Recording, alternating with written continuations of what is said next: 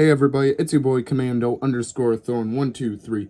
Today I'll be making a video of what if Transformers Prime Soundwave was a secret Autobot.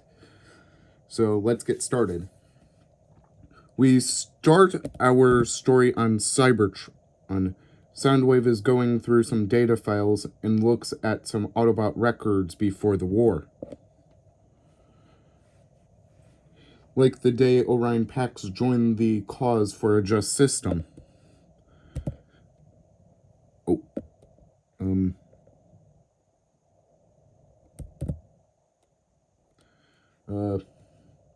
Soundwave remembered Megatron telling the Decepticons that Orion Pax and his allies had betrayed them.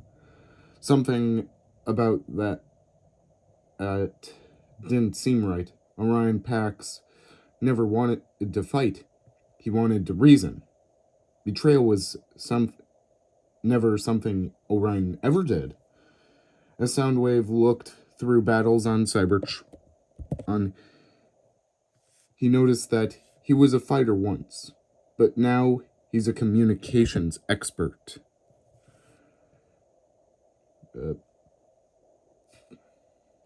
The more files were found, and Decepticons leaders mostly abandoned or killed their own soldiers just for questioning orders.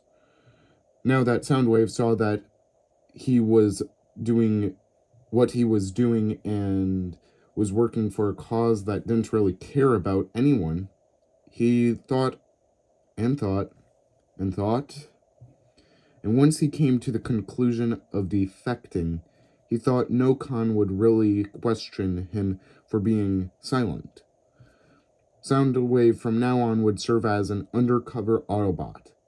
Throughout the rest of the war on Cybertron, the Decepticons are a few steps behind or a little bit slower than they were in canon, due to Soundwave telling information later and to help stall for Autobots. The events of Fall of Cybertron go the same, but as I said earlier, the Decepticons are a little slower. After the Ark goes missing, we're jumping into the Out of the Past episode. However, I know people will be wondering, why am I jumping straight into Season 2 already? Everyone, I just prefer we explain how we got to a certain point in a story before we, just jump instead of just jumping in. So please do not comment. Please think about the pug. Please do not comment. Anyway, Starscream is about to kill Cliffjumper and RC, and Soundwave sees the look in Starscream's eyes. Soundwave grabbed Starscream and reminded him of the code, and despite wanting to kill the two bots, Starscream ordered them to be taken away. Soundwave was relieved that he could help without giving away his position. Now that there were two bots on the Nemesis, there were several options, and many of them could end up badly. Starscream speaking out loud was distracting Soundwave from thinking. Once Starscream finished, Soundwave thought maybe RC and Cliffjumper could get to the space bridge and escape to wherever those coordinates were leading to. Well, I do have to deliver the energon to him, said Starscream. Soundwave knew the risk of giving Shockwave two Autobots who knew about the code, but hopefully Shockwave can't break them. The chance of Shockwave breaking them was likely. So the whole thing plays out the same, and now we are going to go into the first episode of Season 1. Cliffjumper arrives at the Energon Valley, and that's when the Nemesis arrives. And with Soundwave still as an undercover Autobot, when Cliffjumper sent the message to RC. The signal's not jammed, so the Autobots can track Cliffjumper's signal a lot better than in the original, because I think Soundwave was kind of jamming it at the end, because, like, RC, like, I feel like Soundwave jammed the signal, because he was the communications expert, so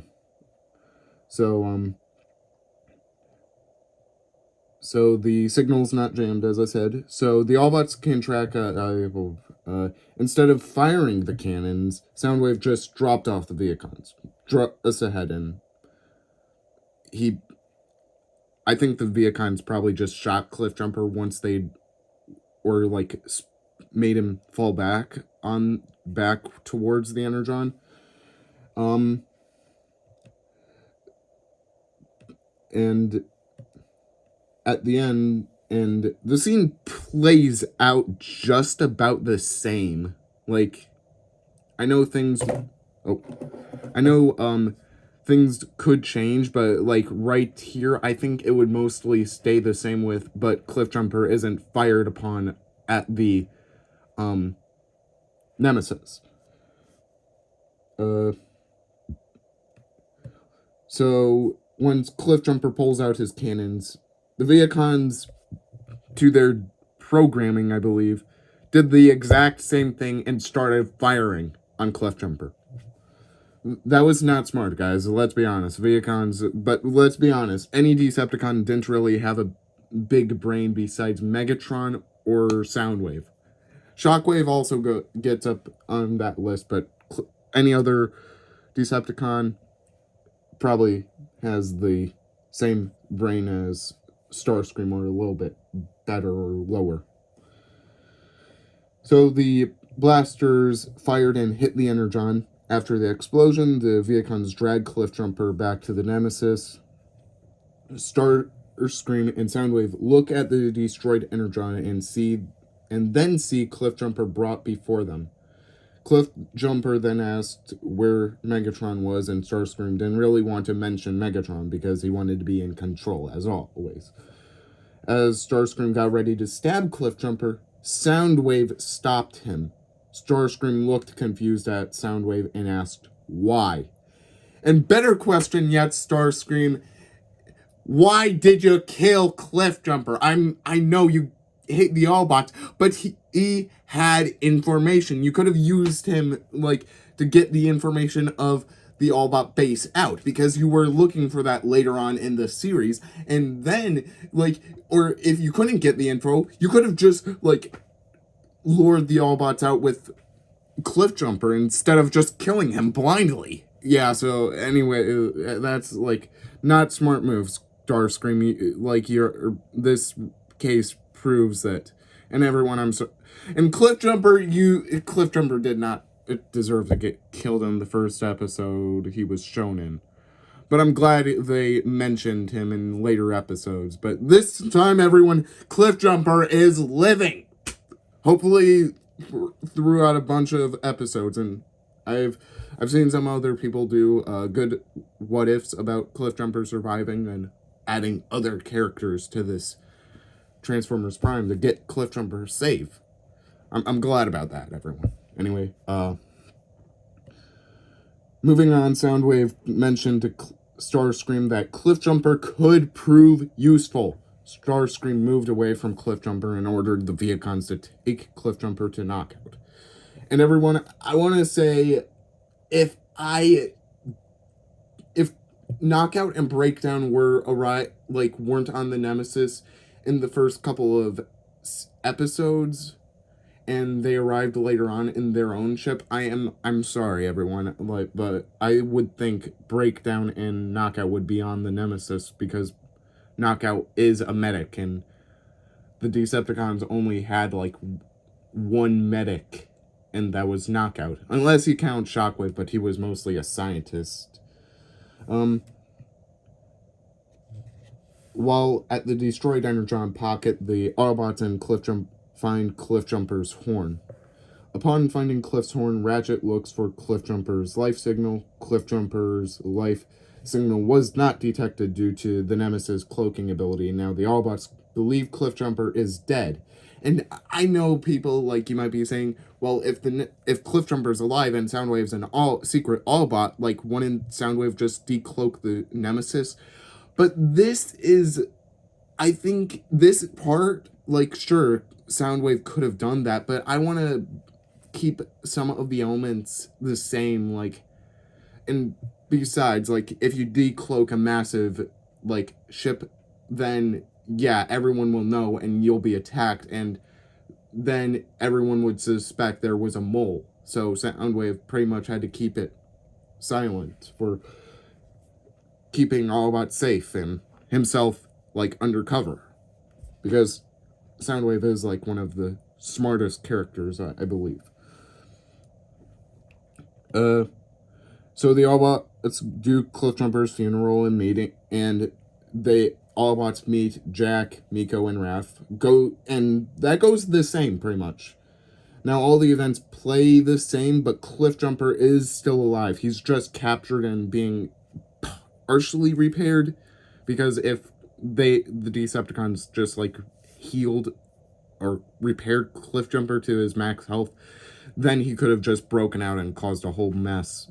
So they just thought it better, okay, keep Cliffjumper partially repaired. Not to, like, the death point, but keep him alive so we can get the info and make sure he can give us the info. So, out of nowhere, Soundwave detects a signal coming from deep space and is worried it's Megatron. Soundwave then approaches Starscream and presents this signal to him. Starscream was a little skeptical on activating a space bridge to those coordinates in deep space. Anyway, Starscream ordered Soundwave to open the space bridge. As the space bridge opened... I forgot a bunch of this stuff. Yeah, this scene, everyone, this scene doesn't happen. I forgot what is the point of using a slideshow if I can't even remember, like, to press the buttons? So the space bridge opens. Opened above Earth. A silver Cybertronian transformed into Megatron. And now we're going to episode 2. This whole page is blank because I thought it was not going to be used. So Starscream tells Megatron of the progress of the energon mines. And I'm sorry, everyone, if I can't get a good photo, but this is the best I can do. Progress of energon mines that have been found while he was away. As Starscream ordered a couple of miners round, Megatron reminded him he's not in charge anymore. And like the original, the conversation just goes about the same, at least until they get to the part of needing a body. And, well, Lord Megatron, we would have a test subject, but Soundwave kept me from killing Cliffjumper, Starscream says, and is a little upset while speaking of that, because he really did want to kill Cliffjumper. Did he mention what? Megatron gets a little suspicious, because, like, if your most loyal Decepticon just doesn't allow a kill, like, that kind of gives suspicion. You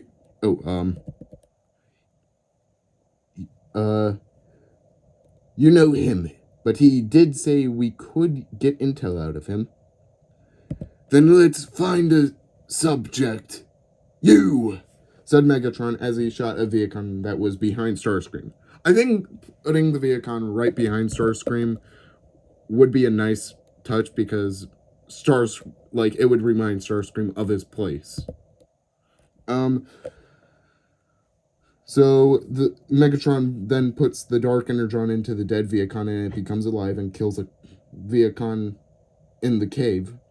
So back at Autobot base, they would get the signal and head to the coordinates. And I think things go the same, but RC is a lot more aggressive than in the original series because your partner, like, is presumed dead because you found a part of his horn and his signal did not activate. So yeah, RC I think would be like a lot more aggressive until she finds like the body of Cliffjumper or finds hit.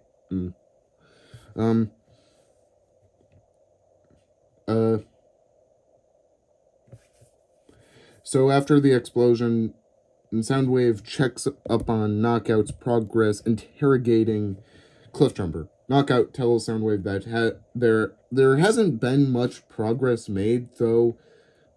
Knockout then approaches a table full of equipment and grabs the cortical psychic patch. Soundwave grabs it and displays a video that one wrong thing with it and the bot's mind would be destroyed. Knockout then gets into an argument with Soundwave. And I think it would be kind of funny if they just like started tugging at the like cortical psychic patch like a tug of war game. So I think that would be a little funny. And then Knockout then gets into an soon they hear Megatron yelling, and come on everyone, let's be honest, you could hear yelling like that a mile away. So they headed to where Megatron and Starscream were and watched the dark energon infect Megatron. And I think Soundwave would be like, oh my gosh, like, destroying our planet, infecting it with, like, dark energon, because in Fall of Cybertron, I believe Megatron used dark energon to infect Primus. And so then doing this, like, oh my gosh, Megatron, you're crazy. So I think Soundwave would be like, okay, yeah, I have to join the Autobots soon because I do not want to be around on this side. So that's all for this video, everyone, and comment down below if you liked the video and which was your favorite part. And I'm sorry about the slideshow. I'm honestly so upset that I forgot to implement all these other slides. And messing up. I've never done like a slideshow video like this. I spent like a whole 2 days building this. So anyway, I hope you enjoyed the video, and don't forget to like and subscribe, and see you in the next video, everyone.